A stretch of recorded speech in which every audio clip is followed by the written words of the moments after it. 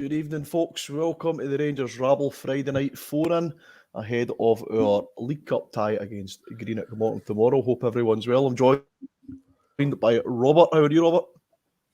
Champion, mate. Looking forward to it tonight. Aye. Kerr, how are you? Got the microphone working?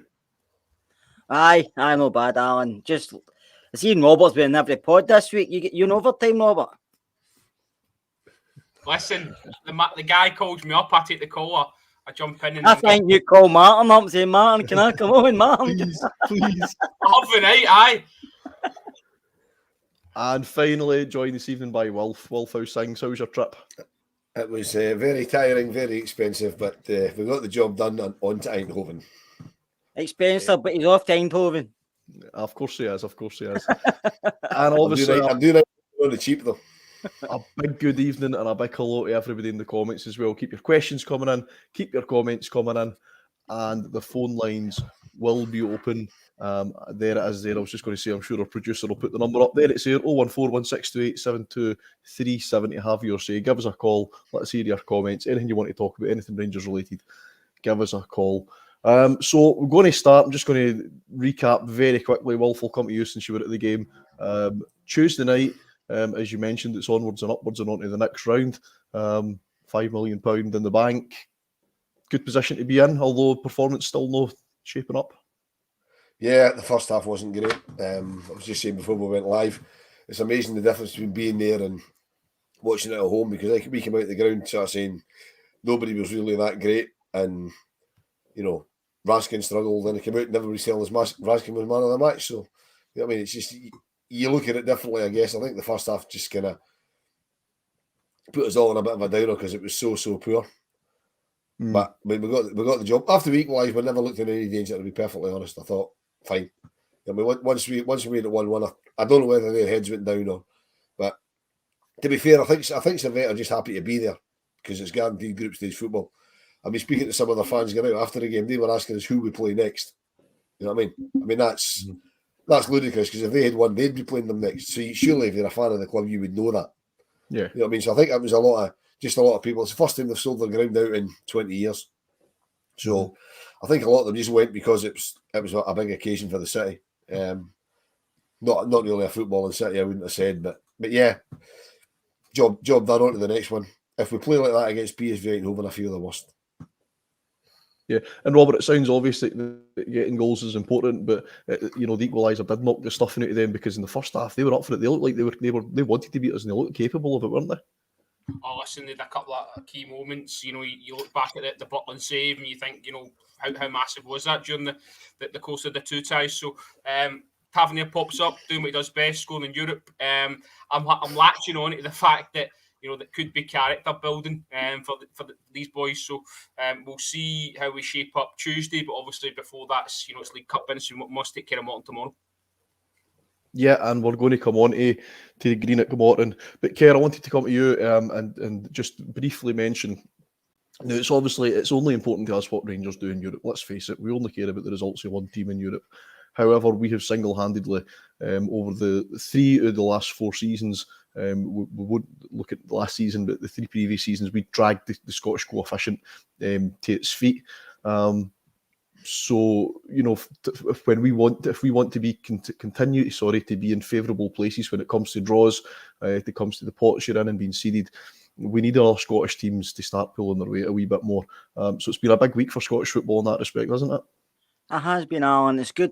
You can look at it both ways. It's good to see teams doing well in Europe, but obviously because of the competition up in Scotland, we don't really like to see anybody else doing well apart from yourself, and nobody in Scotland likes to see us doing well at all. But it's good to see our Scottish teams getting through, and it's about time, to be honest with you. I know you can say we've done really well, but it's about time our teams done well, because it's getting harder every year to get into the Champions League or get into Europe at all because of the way football is going. So it's good to see our Scottish teams getting through the rounds they've been in.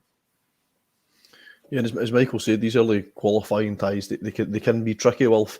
And I think that I think that was summed up on Tuesday night or the week prior to Tuesday night. I mentioned it. I can't remember if I mentioned it on a podcast or no, but I certainly mentioned that on my supporters bus that had gone into Tuesday night. I had a touch of the progress with it, didn't it? I had that nervy, narrow lead going into the unknown. Was it just me that felt that way? No, I don't think it had a touch of the progress. I'm trying to forget about that. That was horrendous in the room.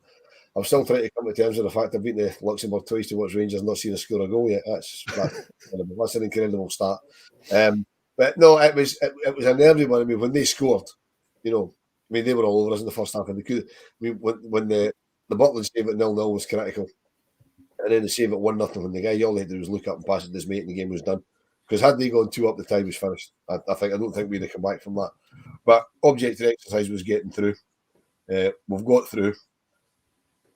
I would imagine I know we'll touch on Green and Morton later, but I'd imagine we'll make a few changes to personnel tomorrow to rest some people up. I mean, it's actually, from the Scottish football point of view, I was thinking about this today. From the Scottish, as you touch on, Hibs and Hearts did well last night, both getting through. And the cup draws actually done Scottish football a big favour this week, because Aberdeen play tonight, then they play in Europe on Thursday, so they've got an extra day off, because Stirling Albion's got an event on this weekend, so the game's got to go ahead tonight. We play tomorrow lunchtime at home in a cup tie against a lower league team, before we play at home on Tuesday. And then Hibs and Hearts have both got home European ties after home cup ties on Sunday. I mean, so they're not doing any travelling. So they're going home cup tie against lower league opposition, then home European tie. That's probably a long time since it's worked that way for Scottish clubs, because I noticed that PSV have yet again got their fixture next weekend postponed to prepare for us. So hopefully it works the same way as it did last season, when the same thing happened and we put them out. Yeah, and let's take that as a compliment. They're looking to postpone games to prepare for us, so they're obviously worried about the threat. Robert, maybe going to be a step too far. I don't want to talk about other Scottish teams too much, but just whilst we're on, it's maybe going to be a step too far for Hibs playing Aston Villa. But is it possible we're going to have 4 teams and a good chance to build on that coefficient playing group stage football? Well, Aberdeen have got a tricky tie. I think that the Hacken won 8-1 in aggregate, but they put out some Lithuanian mob as well. So listen, you can never count your chickens until you're in. I do think, obviously, with ourselves, it maybe be better coefficient wise if we did get into the Europa League in terms of picking up wins and picking up points there. But we'll see what happens. I'm looking forward to Tuesday with a bit of trepidation, because I don't see that we've gotten any better than last year. PSV have got a lot better than last year, so I don't know. It's going to be tough. It's going to be massive. We need to go there and just still be in the tie. That's all we can ask for. Yeah, it's if you're going into the second leg and you're still a tie, there's a chance that you're going to go through, and that's where we need to still be playing. You're right. I think in terms of where we were in football in terms last year, we're probably ahead of what. We're probably behind where we are now. But I still think this is going to all click together. It might not look exactly how we want it to look, but I'm convinced it's going to click together. Robert made an interesting comment there about dropping into good for us in terms of coefficient, dropping into the Europa League and picking up points and picking up victories and advancing further in that competition. Is that more important to us? Obviously, winning football matches is hugely important, but is that more important to us than the cash pot that Champions League's going to bring? You can look at it both ways, can you? You like everybody else to do well in the country, but as a Rangers fan, I just look for Rangers. So obviously, the Champions League brings you the money, but I kind of agree with Robert as well. If you're in the Europa League, you might get further. Money might not be the same, but you might get further. You might play against opposition you feel you've got a chance against, instead of playing against teams that you're hoping rather than anything else. But listen, when we play PSV next week and week after, you want to win, you want to go through. But if I end up Europa League, I'll not be too disheartened, because I feel we can maybe put some really good results in that competition. Yeah, absolutely. I think we'll, we could get some good results. And Wilf, it brings on the sort of the subject. You don't want to look too far into the future, but if we drop down into the Europa League, there is also a much better opportunity for us to advance, pick up points, be fighting along in that tournament. Be punching above our weight, possibly again. is that important as well to have a good coefficient for the club personally and potentially qualify for this World Cup, which would bring its own cash pot with it? Would it be worth it for that? I'm trying not to think it would drop it into the Europa League, because obviously, you don't like to see Rangers losing games, which would have to happen for that scenario to raise its head. As I've said numerous times on this pod recently, I want Champions League simply to repair the reputation from last season. When we got hammered all over the place last season, that won't happen this year. So I want to get in. And the ideal scenario is finish third and get in the Europa League and have a wee run. Because if we managed to finish first or second, we probably would go straight out in the knockout stages, because it's different stuff, Champions League. But we want to win every game we play, so we want to get into the Champions League. I get what people are saying. Europa League, go for a better run and coefficients and stuff like that, and I can see that. But why not aim for the Champions League? Let's look at finishing third at worst, and then see where that takes us. I mean, we're a Rangers Football Club. We should be looking to win things. I mean, the problem is we went to Europa League. If we drop into Europa League after getting out to PSV Eindhoven, right, everybody's going to be expecting us to get to at least the quarterfinals. Anything else will be failure, according to most of our fan base, because the last time we were in it, we got to the final and arguably should have won it. So there'll be a lot of pressure. Whereas if we go into the Champions League, it could reset a lot of those expectations. Yeah, and I think you're right. I think that's what we need to remember as well. We look at the Europa League through the rose-tinted glasses because we were in the final a couple of seasons ago. They talk about football being a numbers game now. And clubs will always return to their mean. They'll always return to that sort of that average, and getting to the final isn't going to be the average for us. It never will be. I think people need to remember that if we were to drop into the Europa League, we can't just have this automatic expectation that we're going to go on this incredible run again. We'd all love to do it. We all, as you said, well, if we as Rangers fans, we expect our team to win football matches. So. We all expect it to happen, but the reality of that happening again so soon after it happening a couple of years ago is probably very slim. So we need to manage our own expectations there. Folk, get your phone call in. I'm struggling with words tonight. Jeez, not enough beer. Get your calls in, folks. 01416287237. Any question, comments you've got for the guys tonight, get on. Want to hear your thoughts on the team tomorrow, which brings us nicely, Robert. We're going to start talking about Greenock Morton, and probably the biggest talking point for us is going to be the team. We could debate what the team's going to be all week. Do you expect to see a lot of rotation? I think maybe three or four, Alan. I think changes. I think you need to try and, for me, keep continuity in terms of the system and try and get the players to buy into it a bit more. I don't see enough early doors that they know what they're doing yet. The front three obviously need some confidence as well in terms of goals. So I expect Dessers and Danilo both to start. But it's one of these games, you're sort of damned if you do, damned if you don't. You're expected to win this game. So if you get and win 6-0, you're not going to get a pat on the back. Do you know what I mean?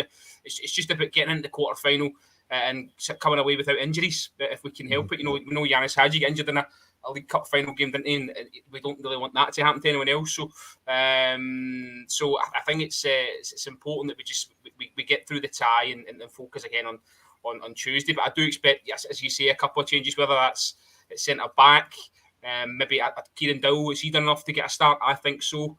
Yanis Hadji has not played as many minutes as I thought he might, even off the bench. So does he get a game in this one? Because if he doesn't get a game in this one, where's he set a place, in the squad? So I wouldn't make a raft of changes. I wouldn't be 11 changes for me. I don't see the point in that, really. It's not a friendly, it is a competitive match after all. So I think it's important, as I say, that the system's not looked it's free-flowing best as of yet. So it's probably better to get most of your mainstay in again and try and get them used to the way you want them to play. Rabble Matondo's put up in front of the press, whether that's a sign that he's going to play from the off. I quite liked him as an impact player on Saturday. And Sima as well, I quite liked him off the bench as well. So plenty of options for the manager. Neil Banfield hinted today that there may be some change, but maybe not wholesale change. Yeah, there's just a couple of comments coming on that as well. Rabbi Matondo, I'd expect him to start considering he was put up in front of the press. Somebody mentioned in the group chat earlier, I can't remember who it was, that this could be an excellent excellent game for Rabbi Matondo to come on and, you know, make his a mark of authority on this game. And I don't mean to sound disrespectful to Greenock Morton, but we should have a squad full of players that can make the mark on this game tomorrow. And Robert, I believe it was you that shared it in the group chat. I'm going to depress some people. The last time we played Greenock Morton, our starting lineup, just to put it into perspective, regardless of what the team is tomorrow, our starting lineup: West Foderingham, Wallace, Clint Hill, Senderos and Tav, Hindeman, Halliday, Holt, Wycorn, Mackay, and some guy that used to play with Celtic.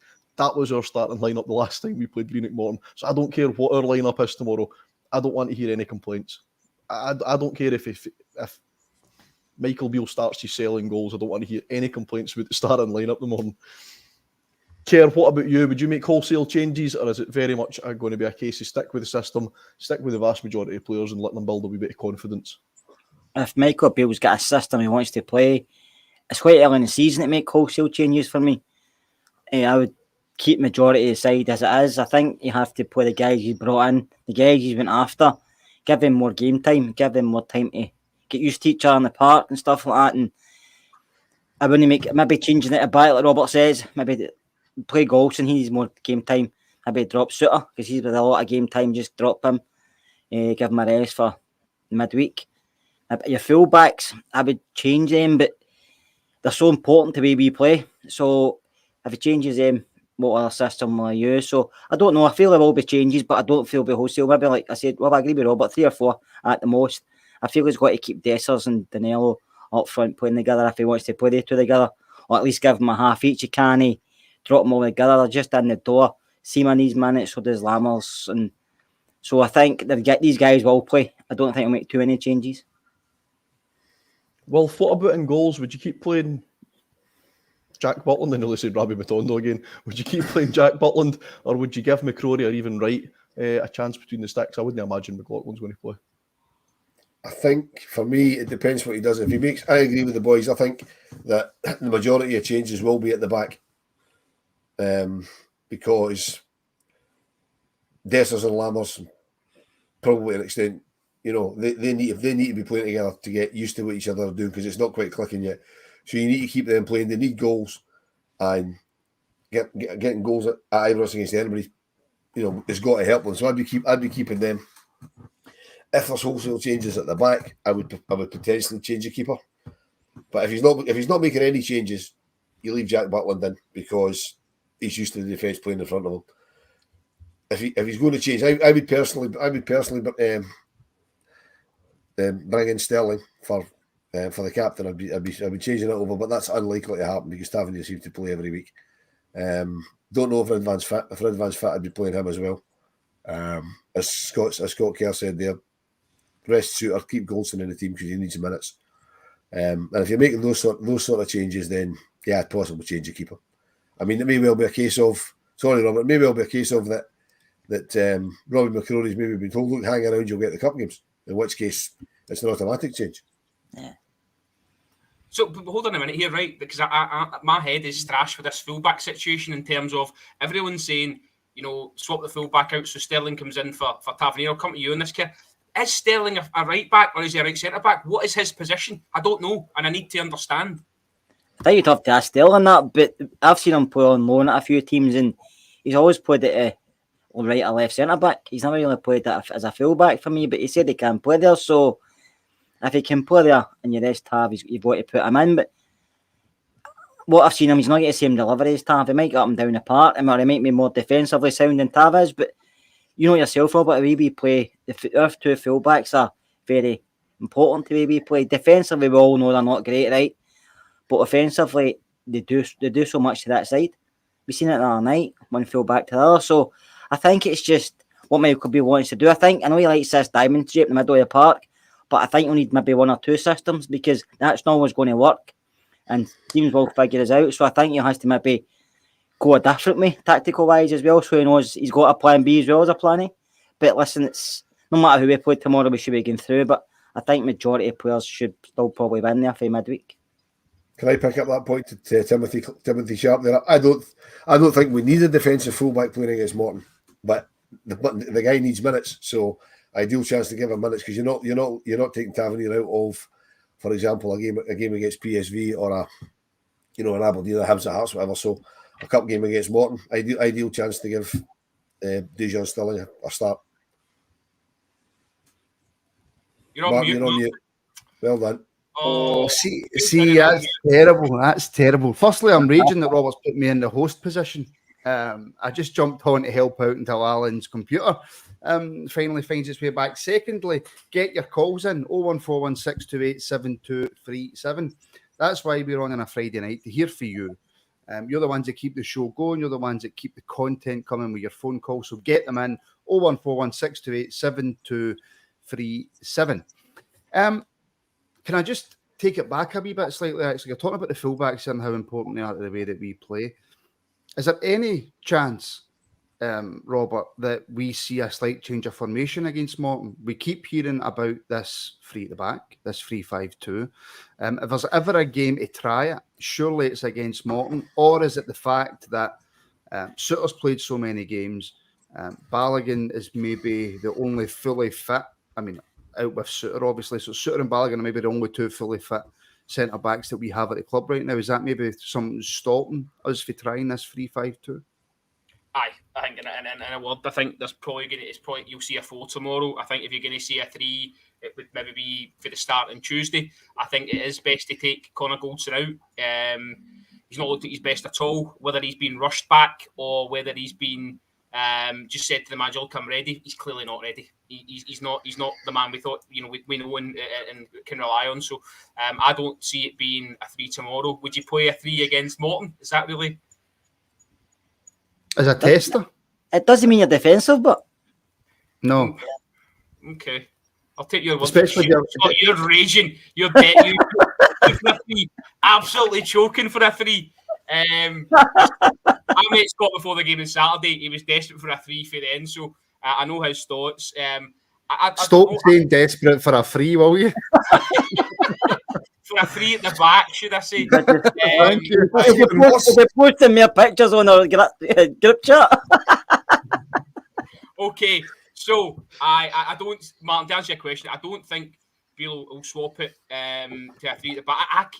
I'm worried that he's seeing that as an in-game change, to be honest, more than something to start with. I really am. Wolf, I know that you were going to come on to this, but just looking at this 3 in the back, right? Because it's not really something that I don't think we've had much of a discussion on here. And we are discussing it, by the way, 01416287237. Get your calls in. What do you think about 3 at the back? What do you think about the game against Morton? What did you think about Tuesday night? What do you think about it being quite chilly in the morning and then towards the afternoon it seems to get absolutely roasting? If you want to talk about that, phone up and talk about that. 01416287237. Well, one of the reasons that I would actually like to see is maybe have a wee switch to this. And I get that defensively right now at the centre of defence we're maybe a wee bit short. But do you not think it would take a lot of pressure off of our captain?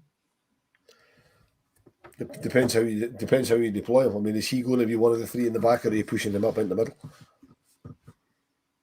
Well, you'd be playing him kind of in that kind of right wing back-ish position that you get for a 3-5-2. So you'd probably be asking one of the central midfielders to drop back, wouldn't you? And you'd have your 3 at the back and Borna and Tav or Ridvan and Tav or Someday and Tav would be making those forward runs. It's worth giving it a try, but I don't think I'd like to think we don't do that against Green at Morton, because as I said a minute ago, it's an ideal game to give Tav a rest. He's not been great this season. So take him out just for the game, rest him up before Tuesday, because he will play on Tuesday. We need him on Tuesday. We need him fit and firing on Tuesday. So I'd be taking him. I'd like to see Adam Devine coming out into the team tomorrow, but I can't see that happening, to be perfectly honest. So I think it'll be Dujon Stirling. But somebody said in the comments, I can't remember who it was, that if Ridvan's not fit, Stirling will play instead of Barisic. He's probably right, which means Tavernier starts the game. I just think we should give the man a rest. Just take him out the firing line for a game. If you had the option, no care, of either Bonner or Tav to rest, the last thing I want to do, and please folk in the comments don't jump down my throat here, the last thing I want to do is, and I know Tav scored in Europe, and this is quite a difficult point to make, but Bonner's on a decent run of form, probably the best run of form that he's been on for a long, long time at this football club. I would want to keep that going. I would want to keep him in the team play them against a lower league opposition, build up that confidence, get 1 or 2 assists, and just keep going. I mean, you can. I mean, Borna is a confidence player, as we all know. So the more games he plays well, the longer the stretch can go. But I also know a bad game against Morton might contail him. So it's hard to what we do. Robert said right at the start, it doesn't matter what he does. He'll be criticised for it, and Robert will probably be the first person to criticise him. But it's difficult because Tav does his arrest. But as we know, Tav doesn't really get a rest because he's always one of the first names in the team sheet. Borna's the same. But if you go through them order, it doesn't have to be 3 centre backs. You can put you said Martin, you can put a midfielder in there, but it doesn't have to be 3-5-2. It can be 3-4-3. It just depends because you start with a system in a football match. Doesn't mean you have to keep that system all game. There should be times a game when you can go different ways. The players should be able to do that, but it's just getting the players used to where the manager wants to play. And me and Robert spoke about that last week with me, and they were saying some of the players do look like, should I be here? Should I be there? And they're just no gelled yet, some of them. And you don't get time in Rangers, you don't get time in Scotland. Another bad result, and the pressure could be really on. But I see there's potential there. I seen it the other night. I only seen the second half the other night, which was probably the best half to see. But I thought we actually done okay the other night. I was reading the chat and I was thinking, why is everybody arguing in this chat? Second half we were good. First half, yeah, we were. But everybody was slagging the team off, slagging the manager, slagging the mentality. But if the mentality was as bad as we thought and the team was bad, we wouldn't have come back, no matter how poor or how good Servette were. So I think we need to give them a bit of time, but it's just getting the time. Because you know yourself, a draw or a defeat for Rangers is a crisis, isn't it? So it's hard for Michael Beale because if he keeps the same side, we win 1 or 2-0, he's criticised. If he changes it and we win, he's criticised. So basically tomorrow's just getting through the tie. I'm looking forward to Tuesday. One person who will 100% will not be in the squad, never mind the starting 11 tomorrow, is Ben Davies. The Euro squad was released, and we'll go through it in a bit more detail. And I'm sure when Alan comes back, he's done his homework and he'll be able to go through it as well. But Ben Davies left out of the Euro squad. Is it injury? I don't know. Is it a case of we're trying to find him a new club? I don't know. Is it personal reasons? I don't know. But whatever the reason, and maybe you know, and you can let me know, or somebody out there knows and can let us know, something's not right. And you're on mute. It's catching. Right. It's catching. There we go. Yeah. Make sure you're paying attention. It's a strange one because we haven't been told he's still injured. But then we haven't been told he's not injured. But we haven't been told anything about him. He's just there. But he turns up at the games. You see him in a few bits and pieces of the footage. He's not in the European squad. Somebody's got to miss out in the Euro squad. But I mean, it's the back we're quite light. So it is a strange one. If we're not going to use him, we need to get rid of him. Simple as that. I mean, it seems to me that his face doesn't fit. The manager doesn't fancy him because he's getting he's getting no game time. He's not getting quoted at all. So if that's the case, then we're just going to have to get rid of him. Well, I suppose when you put it like that, it's just as simple as that, Robert. But I suppose unless the manager's asked at a press conference, they don't have to come out and tell us anything about Ben Davies. But the Euro squad got released. There was a few people left out. Maybe one surprise, maybe.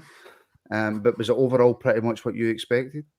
So, sorry, just to come on to Davies in terms of injury, Ian, your Banfield said today that there's a full bill of health, barring one injury. Obviously, didn't name names, and then you saw the pictures on Sky before we flew out to Switzerland, and Davies was involved in training. So, I kind of feel that maybe there's got to be some interest there. There's got to be, for him to be omitted for the Euro squad would say to me that they're trying to obviously keep him injury free because they know obviously he's just had an injury, and he's somebody you could probably get good money for as well. So there's got to be something in that.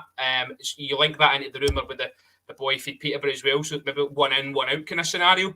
But I do think that is going to come to fruition. We are going to be saying goodbye to Ben Davies in this window. I think we're going to need to make peace with that. But sorry, guys. Sorry. Rangers, sorry, Robert. Rangers have come out and said that there's no interest in that boy at all. Are you buying it? Well, I mean, I don't have any money, so no. I would suggest that there's what other reason is there? Unless he's had a massive falling out with the manager. I don't see the guy to be that kind of type. He doesn't look like a troublemaker kind of type. Maybe I'm wrong. He seems like a nice big guy. I think he's been hung up to dry by supporters a couple of times. I know he's made a couple of mistakes. He seemed to be the whipping boy on social media for a fair chunk of the back end of last season. I did think early doors, him and Goldson seemed to form a good partnership.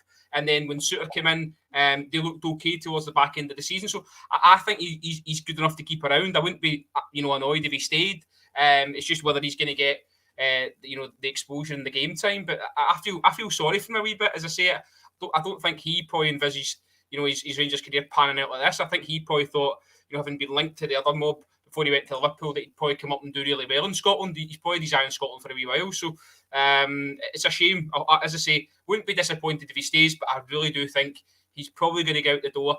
As long as we maybe break even on him, and then we can maybe put that into someone else. I wasn't too overawed by the links to, is it Ronnie Jackson? He looks maybe like a player that you're going to have to be patient with and invest a bit of time in. I think if we're going to go and get a centre half, it needs to be somebody with a decent profile that can come in and start matches, because you alluded to yourself, I think Kerr said John Suter maybe needs a wee rest now and again. Connor Goldson, as I've mentioned before, doesn't look anywhere near it in terms of the levels, and Leon Balogun, as we know, gets injuries as well. So I think it is going to have to be somebody that can come in, so you have to spend a wee bit of money on him. I mean, in terms of defence, Kerr, we're one injury away for a crisis, so we know. Depends the formation he plays, Martin. we're not the strongest at the back at the moment if we do have injuries. No, and I mean, if John Suter get injured, we'll be in a bit of trouble. But listen, supposed to be Ben Davies doesn't want to leave, so I've heard, but manager wants to move him on. And he never cost £2 million, it was, and then the rest of it was through add-ons and stuff, Liverpool. So I don't know, depending on how much we get from him, he probably will be moved on. But the longer it gets, the less time we're going to have to bring in a replacement. So are we waiting to move somebody on before we bring a replacement in? Or are we going to bring a replacement in first and then move him on? Then if he doesn't move on, you're stuck with players just like Kamara. He's been here forever, and yet for the last 3 months he's been signing for a different team every couple of days. So I don't know. It's hard because he probably does want something else. I'm still linked with the boy from Muller, aren't we, Jake Cooper, who's 6'7". He's actually not the best near for 6'7". He's actually okay, but he's not great in the ground. Ben Davies is a better player on the ground, but he's just a big defender, which should probably suit Scottish football better. So it'll be interesting to see who he does bring in. But I mean, Leon King's coming back, so you can always put Leon King back in there. But I know he divided opinion with some fans as well. So listen, we're never happy. Doesn't matter who plays. Just on this point, for Ian, love the pod, but get a grip. When people say they love the pod, there's always going to be a negative coming after they say that, right? But he says we're not a settled team. Rest no one. We're only 3 weeks into the season. Strongest 11 all day long. The manager did say though at the start of the season that we've got a lot of games in August. We've got a lot of games at the start of the season, and there will be rotation, especially with the likes of, as Kerr mentioned, John Suter. The last thing you want to do is risk any type of injury when he's not needed. Yeah, there has to be rotation. I mean, in an ideal world, you play your strongest team every week. But I mean, we're playing every sort of third day just now, so you can't ask a professional athlete to basically play, rest, pre-match, play, rest, pre-match all the time. They're not doing any kind of major training because they don't have time. They've got a game, a day off, preparation, playing again. So you do have to use that's why teams that are successful have got big squads, because they have to be able to rotate it about. Now there is always players that never get dropped. I mean, we've got Tav and Goldson play every week because they do, and you need to utilise your squad, because at the end of the day we're criticising the quality of some of the players that we sign, but then people are saying we'll only ever play your strongest 11. So if you're only playing your strongest 11, but you're asking the backup players to be decent, they're not decent. Backup players aren't going to come, because you're never going to change your team, because they're never going to get a game. So what's the point? So you have to pick and choose and rotate the team when it's needed. And let's be honest, if our reserve players, for want of a better expression, can't beat Green at Morton, they really shouldn't be at Glasgow Rangers. True, very, very, very true. Robert, I'm getting a bit fed up with some of the comments that are talking about how good looking you are. Nobody ever talks about how good looking I am. And just at that, I'm going to bring Alan straight back in. Alan, you're going to take over. The guys will keep you up to date with what we're talking about. And apologies for that, folks. Bit of a technical issue. But it could have been worse. I could have been sitting here in my pants, but never mind. Care's muted. For the best. Robert's just trying to be like Jason. He's going to pair of wrestling pants. Listen, I done the whole, anchor man. Top was for success, the bottom was for my bed. Right, I caught a wee bit. I logged onto YouTube there. I caught a wee bit of what you were talking about. Did you finish the chat about the Euro squad? No, you were going to sort of run us through it, and you were going to sort of. We're halfway through the show, and we've not had one call. So 0141 628 7237. There's got to be somebody out there want to pick up the phone and give us a wee bit of hassle. Come on. Somebody's wanting to geek out. I think there's a call waiting. Oh, brilliant! Let's get it. Let's get it, Alan. Come on then. Come on. Is there? Or are you just making that up? No, Connor's waiting. Connor is waiting. Connor's waiting. I need my producer to put it through. Connor, how are you? How are we doing, lads? Aye. Connor, how's things? Looking forward to the game in the morning? Not bad. Yes, definitely. And listening to the chat there about the squad, I mean, I think personally, you have to look at games like this as an opportunity to utilise your squad a bit. You don't need to make wholesale changes because, look, it's Morton. We should be getting through them without much fuss, really. But it is a cup game, and for them, that's like a cup final. So upsets can happen if you go too weak. And I don't think given some of the stuff we've spoken about in the last couple of weeks about where the squad is looking and players like Dessers and Lammers needing to get up to speed and maybe get some goals in them, I think if they make an appearance tomorrow, say Dessers can get a couple of goals against Morton, that could do his confidence a world of good. Because for a striker, it's about confidence, and if he gets goals, even in a game like that, all of a sudden that might kick him on. So you've got to be wary of that as well and identify the best opportunities and who your best player is, because I don't think really we've established what the strongest starting 11 is yet this season. And I think that's something that we all be tinkering with. I don't think we'd go with a back three tomorrow, although I'm interested to see when we'll unleash that, because I think we do need freshness in our approach to some games, because for some teams I actually think we might be a bit predictable at times with the wide play in the 4-3-3 formation, because we've done it, I think, basically since Steven Gerrard was in charge back, for 2018 or so. But for me, I'd make one or two changes, and I'd try and use that game to build some confidence into players, because we'll dictate that game and we'll control it. So they shouldn't have an excuse for not having the opportunities to go and put the ball away and put Morton to the sword, really. Excellent point, Connor. I've got to agree. I think it's too early. It's too early in Michael Beale's tenure as manager to be tinkering with the system. We're still trying to get the team to gel into this system that he's adopting. So I think it's too early. I do want to see the three at the back. We've spoken about that in the podcast before. I want to see it at some point, but I think we're not going to see it in the next few months under Michael Beale unless he needs to make drastic changes because it's not working.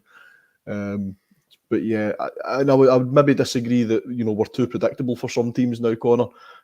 Mainly because I think I struggle to tell what Rangers are doing sometimes. I think because we've no gelled yet, we've no clicked, we've not got into that fluid way of playing the way Michael Beale wants us to play. I think we're unpredictable because we still can't see it. So, but I think you made a good point. When are you coming on? You still with us? Well, that's up to the big machismo. But it's up to Robert. Later, I would imagine. Listen, big breaking news for the guys in the comments. Connor is joining the podcast, so it's going to be great to have him on. He makes some great points every time he calls in. Connor, I just wanted to have a wee go at you for the Rangers tempo. Do you think that have we seen enough? Barring obviously the first 20 minutes against Servette, I just don't think it's been quick enough. I would agree. I think there's been certainly we seem to have in the first leg against Servette and against Livingston. We started very quickly and then it died down almost as quick as it started. I think the tempo. So it's about maintaining that. But part of that's going to be obviously the sharpness of your players. Because these are guys coming in and gelling into a new squad. Some of them, I think, the likes of Dessers for me doesn't look fully fit yet. Now I may be wrong there, but he looks just a wee yard off at Goldson we spoke about. I think we need to be utilising Leon Balogun a bit more at this moment in time until Goldson's fully sharp, because you could risk him ending up with another injury as well, which you don't want. So I would agree that the tempo's a bit slow. I just think sometimes, and I get Alan's point about the predictability, I think we're almost predictably unpredictable in a lot of ways. But I do think sometimes during games is what I mean, and when you're watching and it gets laborious and you're not getting anywhere and everything's in front of the team, and we're not maybe going a bit quicker and picking it up and changing things, because Kilmarnock was an example of where you needed to change it and we didn't. So I just think maybe we could be a bit less stubborn with our in-game management as well. No, excellent point again. Seen a couple of comments coming up there. Staunch West 1872 saying, can't believe this generation of Rangers supporters. Are we overreacting, Connor, or are any of the guys, are we overreacting? For competitive games and seasons, the season's just started, and we're not been performing great, but are we overreacting? Are we getting a wee bit worried about it because we expect instant success? Still not found my words. Well, I think there's always an element of overreaction. When you have the start we've had, when it's been a mixed bag, you're going to get that. But I think you also have to understand, you're talking about Rangers Football Club here. You're talking about that expectation level that you don't get 4, 5, 6 games to then start picking up, because those 4, 5, 6 games can be the difference at the end of the season between you lifting the league title and not. And I think partly it does come from the fact that we've not quite been laden with silverware over the last few years. We've got a couple in the bag, the league title, we've got a Scottish Cup and obviously the Europa League final, which was, a fantastic achievement. So I think people just naturally panic. But, I think you can be cautious and rightly point out where things are maybe not going how they should be going, whilst at the same time acknowledging that you're playing at a big football club with expectation that you're going to win every week from game one. Your season starts that first game in August.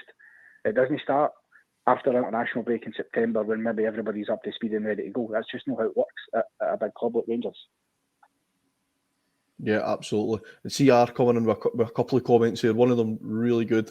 It's a different generation. We're up against a team that's only going to drop points 2 or 3 times a season. That's a really good point. We've seen that for the other mob, that they're not going to drop points in a lot of games this season. So we need to be hitting the ground running. We need to be performing. We can't afford to be dropping many points either. But CR's other point, just going back to the 3 at the back, saying people that only people who play Football Manager want to play 3 at the back. CR football evolves. Football evolves, it changes all the time, and I firmly believe, for what I've seen around football in the last couple of years, that more and more teams will be switching to 3 at the back, and it's something that I really want to see Rangers explore at least the options, because I don't want to get left behind when football evolves again, and I don't think anybody would, and it is common. Connor, you still with us? No, I'll take the silences, I know. Thanks for calling, Connor. Looking forward to getting you on the podcast, and I'm sure you'll be sick of the group chat before the weekend's out. So, but don't worry about that. It's just Robert and Lee talking absolute nonsense. He'll be sick of the group chat by the time this pod finishes. You'll be muting Robert and Lee. Right, back to the Euro squad. I'm not entirely sure where you got to in your chat about that. Care, any surprises in there for you with the people that were left out?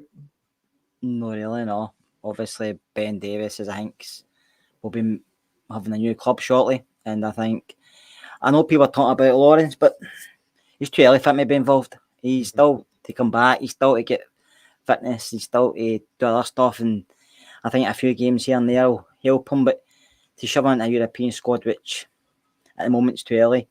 Roof, I mean, we also keep hearing people relying on Roof, but we can't. That's the issue. We can't rely on Roof, so that's how he's on it. And I think he's went the way Ada went, to be honest with you. So there's no surprise at all from me. Robert, there's not really been a lot of chat about Roof leaving. You could argue the point about that, his contract situation. Nobody's going to come in and spend money on him when they can get him for free in a year's time. He's a big risk to spend money on as well. But do you think Michael Beale sat him down and had a conversation with him about the European squad, said, look, you're not going to be in it, but you're going to be playing at the weekends? Possibly. I don't know if that's the way the modern manager, I know obviously maybe back 20 years ago the manager would sit players down and have conversations with them. I don't see that that's the way that football works now. I think players should just have to obviously respect the manager and respect his decisions. I think Kemal Roof has got a part to play. I do. Obviously I'm not saying he's going to start 20 games this year, but I do think coming off the bench, he could be pivotal in some games. I don't see a hell of a lot in terms of the striking options that they're going to bag 20 goals this year. So I think there's going to need to be a real spread, whether that's guys that are starting, or guys like Kieran Dowell coming off the bench at the weekend and getting one. I think there's going to have to be a spread through the squad. So I still think Kemal Roof's got a part to play in his final year. He'll be looking to try and get a clean bill of health and put some goals in before he sees himself out. But nobody's coming in for Kemal Roof unless he's released. And I don't see us doing that. So we'll keep Kemal Roof and he'll be there for the long haul till the end of the season. And Wolf, just on the subject of players potentially going out, some hints today in social media that the Glenn Kamara saga is going to come to an end next week. Do you expect many other players to go out? Are you a wee bit worried or concerned by the lack of activity out the way as well, not freeing up wages? I'm not concerned because I believe the moves will happen. Leeds said a few days ago they wanted the Glenn Kamara deal tied up by the end of the week. I think they were moving a guy out. Was it Tyler? Somebody were moving him out, and I believe he's on the verge of leaving. So once he goes, I think Kamara will come in to fill that spot for them. So that'll be fine. There will be one or two others move out when they realise. I mean, remember this European squad that we've got today is only for the PSV games. It's not for any group stage football. So when the group stage squads are announced, I think then players will know, even before they're announced, players will know then whether we're keeping them around or not, going to be in the squad, and that will probably see a few moving out. I mean, Kemal Roof, I'd like to see him in a group stage squad because he's always good for a goal, but I can't see the manager putting him in just to fill a space at the detriment of one of the guys that he signed, for example. So if the space is available, put him in. But that's the problem with a big squad. Players have got to miss out. I mean, like Kemal Roof, as we know, he's not the best with injuries. So as Robert says, domestically he can score a bundle of goals for us, and we need somebody that can do that. So it would be better to leave him out of the European squad altogether in the group stages, so that he's fit and firing for the weekend. So we can rotate out like Demers and Lammers and guys like that and put Roof in to fire us to the title. It's a difficult one for the manager, but I mean, Kemal Roof, I'd imagine he's been spoken to. He's obviously happy with the situation, and I don't think he'll be the only big name player, if you want, that won't make the final European squad. Yeah, and you're absolutely right. Beale's not going to leave out the players that he's just signed, because I think that confidence-wise, that would be absolute suicide. I believe we have a call waiting. Ian, you with us, Ian? Yes, I am. Alan, thanks very much, mate. Good to talk to you all. Hi, Ian. I'm very well, thanks. Good. I just can't go over Robert's face, I've got to put my sunglasses on, when I'm watching the pod now, I just want to ask the panel why they think Tavernier comes in for so much criticism. There we go, the good and the bad of James Tavernier. Well, it's simple. It's simple because he's the Rangers captain and he's not lifted enough trophies. That's why he comes under criticism. That's not 100% his fault, Robert. No, it's not. But that's why. That's the reason. Robert, Tavernier didn't Tuesday night what £25 million worth of talent couldn't do. Over the 2 games, he had a goal and an assist. He won his £5 million in qualification to the next round of Europe. And all people can talk about is, he missed this and he missed that, and he's a wee bit slow here and he's a wee bit slow there. half the team were like that on Tuesday night, but he still gets singled out for the criticism. I think in terms of Tav, there's a couple of arguments here, Ian. I think Robert makes a good point about the trophies. I don't think that comes down to solely him. I don't think that comes down to solely his type of play, whether he's a good player or a bad player. But I think when we look back in James Tavernier in a few years' time, the history books will show that in terms of Rangers captains, he's not been as successful. And I certainly hope that he doesn't go away quite happy to count his runners-up medals, because that's just not good enough for a Rangers perspective. Well, for a playing perspective... Sorry, you go, Ian. I understand that, Alan, but none of the players have won. None of the players have been successful in the last 12 years. Mm-hmm. You can't just say, "Well, it's just Tavernier." No. The whole team. You can't just single him out and say, "Well, he's a captain. It's his fault." If the rest of the team aren't playing, he can't control that. He can't change that. No, you're absolutely right. It just amazes me that he gets so much criticism and he's always singled out. You're absolutely right, and that's why I said that's just no down to Tav. But the other argument with Tav is Wilf. Tav's numbers are absolutely phenomenal in terms of assists and goals, but he comes in for a lot of criticism for his defending because for a right back, he is weak defensively. Is there an explanation for that? She's not a very good defender. We'll lose the same goal all the time, and it is frustrating. I mean, Ian's right. He does come in for a ridiculous amount. He comes in for a ridiculous amount of criticism. But I mean, the lazy way to see it is that he's been here for 8 years. We only won 2 trophies in those 8 years, so he's the common denominator, and it's not his fault. But a lot of people say, "So how long has he been here?" You know what I mean? And they say he's won a league title and he's won a Scottish Cup, and that's it. And that's not good enough, as you said, Alan. He won't be considered a very successful Rangers captain unless in the next 2 years we win 2 trebles in a European Cup. You know what I mean? Then he might be considered a successful captain. But he does get an awful lot of stick. And as somebody said in the comments, part of that reason is because he seems to be undroppable, and he's undroppable not just with the current management team or the previous management team, but the management team before that and the management team before that. He just never seems to get dropped. So there must be something about him that we don't see. He must have attributes that we don't see. Sorry. Going. Sorry, do you not think, Rolf, that he plays like that because that's the way that the managers want him to play? They want him to play high up the field. They can't have it both ways. If the midfield dropped back a little when he was up there and covered for him, we wouldn't lose as many goals. It just doesn't seem to be the case that the other players are doing the jobs that they should be doing when Tab's up, on the edge of the penalty box. But it could be argued, Ian, Wolf, it could be argued, Ian, that the managers are sending the other players out and they're not giving them that instruction. Seems to be when Ryan Jack plays, he's got that instruction to slot in and fill those gaps. But he seems to be the only player that I see consistently has those instructions. Wolf? Yeah, I agree with you 100%, Alan. Yeah.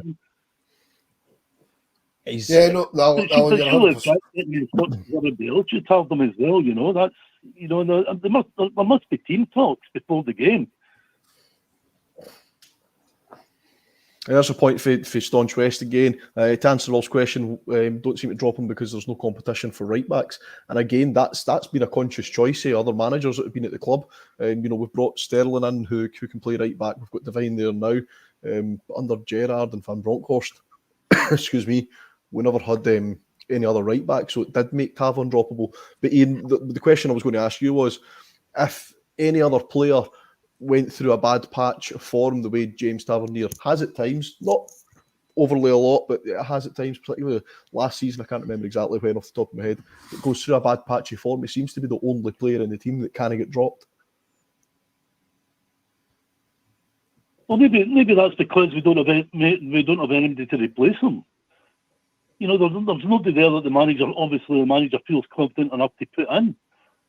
And the managers were obviously willing to put up with his deficiencies to get the caveat that he can change a game with his goal scoring abilities. Absolutely. I don't. Sorry, Wolf, when you go. Yeah, if say to stick up for Tav a little bit. I mean, people consider him a serial loser because the press tagged him with that, right? Had he won 3 or 4 times the trophies he's won, nobody would care that we lose the goals that we lose for him. He's an easy target because he's the captain of the club, and we do lose a lot of goals down his side. But as Ian said, a succession of managers haven't bothered bringing in right backs to replace him. So there must be something about him that we don't see. Yeah, absolutely. Ian, are you still with us? I still am, Alan. Yep. So But you've had a good conversation with me about it. I appreciate that. I'm going to come to you then. We're going to move on to the next point. We'll leave Tav alone because we could talk to death about Tav. We could probably do a podcast. I'm going to come to you at the next point. What do you think of the Old Firm allocation? Celtic officially knocking back the Old Firm allocation for the first game of the season. Well, I'm just waiting to see if they offer us tickets for the away for Parkhead, because they have to offer us tickets because we've offered them tickets, and Rangers will take up the allocation, and they won't be petty about it the way that they are. I mean, they understand as well as we do. We need the season ticket money. There's absolutely no doubt about that. But I can see the point, and maybe the way to go is to give them the European allocation. But even at that, they're going to give us, even if they give us 2,000 tickets, they're going to stick us in that corner. And half the away fans can't see the game because of the pylons. So but Rangers will make them give us their allocation for the away game. Celtic don't want the home tickets. That's their prerogative to do that. If they think that's they want to work up our backsides and that, then let them do it. But we'll just show them how idiotic they are by making them give us our away allocation and taking the away fans to the game. Kerry, you want to come in on that? Yeah, Alan, Celtic will give us an allocation, they'll withhold it, they'll take a fine or whatever. They're trying to play a long game here, saying they want the old allocation back at 7.5 or whatever, and they'll give us that. I mean, they've got a bigger stadium, so they can accommodate us, but it's just one of these things. The younger generation and other people, obviously some of the older generation, will like the fact when you have a Old Firm match, there's a good atmosphere there, and the ticket allocation at the moment takes that away, but it depends what side you want to sit on. Listen, I've been at Celtic Park, I've been 800 Rangers fans here, and it's difficult to get in and out, and you get abused and you get things chucked at you. They say they are concerned about security at Ibrox. It's easier to come in and out of Ibrox than it is at Celtic Park, but that's not their point. Their point's a long game. They want their old allocation back, and we're not willing to budge because Rangers are sold day tickets to season ticket holders. So it's a difficult thing. It's one of the things that if you asked 800 Celtic fans, would you take tickets, or 700 Celtic fans, they'll say yes, no buy them off you. But the club have said no because they're trying to bully Rangers at the end of the day. They're just trying to bully us to go back to where it was. Yeah. And it's not going to happen. So it's a case of there'll be no fans at either game, and we just have to go on it. We have to then say to them, if you're giving you a full end at Ibrox, then we want a full end at Parkhead. I don't think that's that would be the way to put that. Yeah, I don't think that's ever going to happen. Give us the tradition. Give us the traditional away end, and you can have your traditional away end. I think that's a debate and a conversation that could go on, Ian, for months and months and months and months. And I don't think we'll ever please everybody because that's just the nature to support a football team that's got a massive following. Ian, thank you very much for your call. I really appreciate it. Really enjoyed having the conversation. Cheers, Ian. Thank you. Hopefully we'll get a chat with you. Thanks a lot, guys. Cheers. See you later. Right. Take care. Alan, just picking up on that, right? I agree, right, that I don't think they'll give us an allocation. They'll find a way to not give us an allocation in December, right? So I mean, and they will. And as they've said, apparently they've said they'll take a fine for not giving us tickets. As far as I'm concerned, if the league rules state that you have to be offered tickets, now we've offered them tickets, they've turned them down. So if they offer us tickets and we accept them, then that's great. We get in, right? They harp on about safety. There's the least safe stadium in Scotland, and I've been in them all. Is Parkhead. Getting in and getting out is horrific, right? We're sitting ducks in that stupid wee corner. Yep. Whereas Ian rightly says you can't say anything for that daft pillar, right? So if they say, well, we're not giving you an allocation, although we have to offer you, then for in my opinion, the authorities, they'll never ever do it. The authorities should say, right, you have to leave that end empty. Simple. Just tell them they have to leave it empty. And for every empty seat in there, they have to leave an empty seat somewhere else. So they're getting hit twice.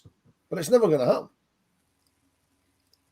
Again, it's a conversation. My personal opinion is I don't want them at Ibrox. I'm not bothered that they've not took the tickets, and it's a stadium that I won't visit as an away supporter. If we're playing there for whatever reason in a cup semi-final or a cup final, I'll head along. But I'm happy never to visit Celtic Park again as an away supporter, because I don't want to give them my money more than anything else. But you're absolutely... It's called Parkhead. It's not called Celtic Park. Yeah, you're absolutely right in terms of the safety in the place. It's shambolic. But anyway, we will leave that discussion there. Just want to just say to anybody on Patreon who is a director, the Rabble report will be out round about 9 p.m. I have been assured by our chief, Morton. So yeah, anybody that's a director on Patreon, Rabble report will be out at 9 o'clock. And if you're not, head over to Patreon, subscribe, pick the membership tier that suits you best. You'll get loads of extra content, including the daily Rabble for the guys and the podcast, the guys and girls in the podcast, sorry. But as for tonight, hit the like button, hit the subscribe button on YouTube. We've got more content for the Rangers Rabble. You can part of these discussions. And if you want, phone in. We'll be finishing up shortly, but still time to get a phone call in. Martin's going to put the number up right now because I can't remember it off the top of my head. There we go. It's 01416287237. Get your calls in.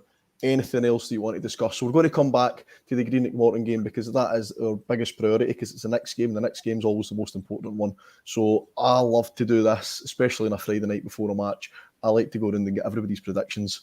So Kerr, I'm going to come to you. Any surprises in the lineup? What's the score going to be? Who's going to get those all-important goals? Don't ask me to name my lineup, Alan. I think Michael Beale's still struggling to name his lineup, and it's a Friday night. I think Lammers will score, Dessers will score. I think Dessers will score 2 in the second goal leg, because I know will give Robert the Vicky. But I think we'll win 3-0. I think Dessers will get 2 and Lammers will get 1. Robert, predictions for tomorrow? Any shocks in the lineup? I think Balogun will come in. I think in midfield, I think John Lundstrom will play in there as well. I think that the forward line will pick itself. I would love to see Tom Lawrence start. I'm not going to lie. I doubt he'll start. He might come off the bench. In terms of the score, it's a difficult one, isn't it? I'd like to see 4-5-6-0. That would be great, and all the boys getting some goals and a nice style of play, but. I don't know. It's just one of them. Just get through it in the next round because it's a thankless one. You're damned if you do, damned if you don't. So, I'll be looking forward to the build-up show and the reaction I'm on that tomorrow. Sorry, guys. If Dessers does score and give me the Vicky, good on him. Absolutely good on him. Wolf, what about you? Predictions for tomorrow, apart from an early journey? Yeah, I'm leaving at 7 o'clock. I love Saturday lunchtime kickoffs. I really do. But anyway, I believe Morton can be quite attacking and score a few goals, but they're pretty poor at the back. So wouldn't surprise me if they score. But as you know, I never ever predict Rangers to lose a goal. Like Robert, it's just get the job one, chips and home. To give you a scoreline, which is what you're pressing me for, I'll go for 4-0 Rangers and a wee sneaky goal because you'll be starting for Bailey Rice. Oh, there we go. I'd love to see Bailey Rice start tomorrow. Absolutely love it. So I was going to say 4-0, but I'll change it just to be different. I fancy us to have a wee bit of goal fest tomorrow. I'm going to go 6-0 Rangers. First goal scorer. The only name that's in my head right now is James Tavernier. Mr. Marmite.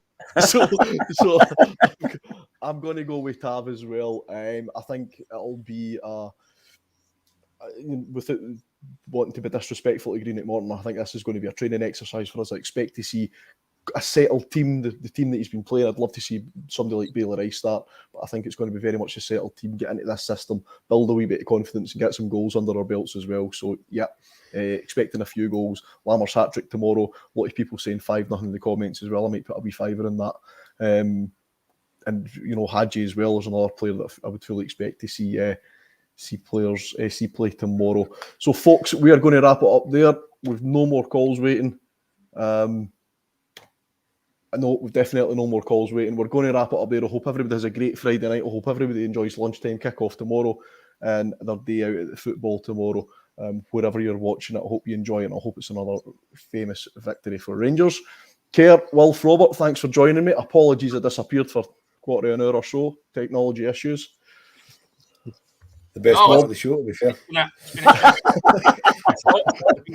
What did he say there? It's the best part of the show. Cheers, mate. Cheers. Robert, you getting your pants on yet? Well, I'll leave that up to your imagination, sunshine. Imagination.